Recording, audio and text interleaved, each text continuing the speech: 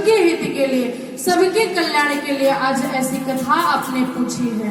आप धन्य हैं कि सबके हित के लिए पूछे रघुपति कथा प्रसंगा, सबके हित के लिए उन्हीं रघुपति जी की, उन्हीं राम जी की कथा को आपने पूछा है।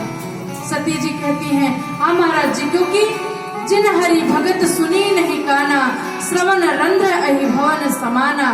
जिन्होंने कभी हरि की कथा, भगवान की कथा नहीं सुनी है, उनके कान सांप के बिल के समान हैं। और जिन्होंने नैनन संत दरस नहीं देखा, लोचन मोर पंख कर लेखा।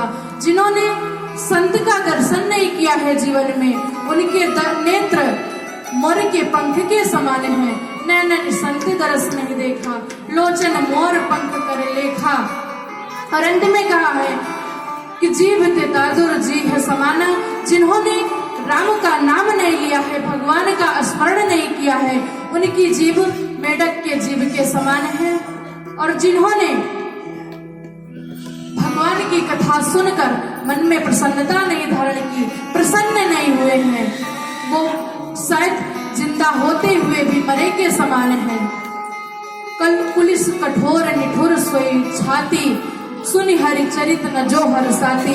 जो राम की कथा सुनकर, भगवान की कथा सुनकर प्रसन्न नहीं होते हैं, ऐसे व्यक्ति जिंदा होते हुए भी मरे के समान है। क्योंकि राम जी की कथा ऐसी है कि वो जन्म जन्मांतर के पापों को तार देने वाली है, कष्टों को हर देने वाली है। और राम कथा में ज्यादा कुछ तो नहीं, लेकिन लिखा है कि राम कथा सुंदर करतारी, संशय विहग उड़ावन हारी। राम कथा कलि विटप कुठारी, सादर सुन गिरिराज कुमारी। सादर सुन गिरिराज कुमारी, राम कथा सुंदर करतारी। राम कथा में जो ताली बजाते हैं भजन करते वक्त, जो भी ताली बजाते हैं, उनके मन में जो संशय रूपी पक्षी होता है वो उड़ जाता है हमेशा हमेशा के लिए। राम कथा सुंदर करतारी, संशय विहग उड़ावन हारी। राम कथा में जो ताली बजाते हैं, और ताली बजाने के 2-3 फायदे हैं। एक तो जो हमारे हाथ की रेखाएं जो सुप्त अवस्था में कार्य करती रहती हैं, वो जागृत अवस्था में आ जाती हैं ताली बजाने से।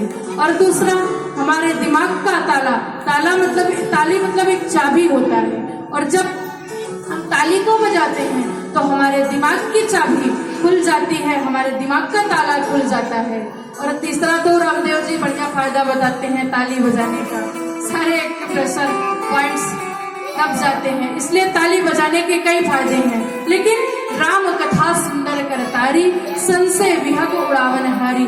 भ्रम को, संशय को उड़ा देने वाली है। और राम कथा कलि विटप कुठारी, राम जी की कथा जन्म जन्मांतर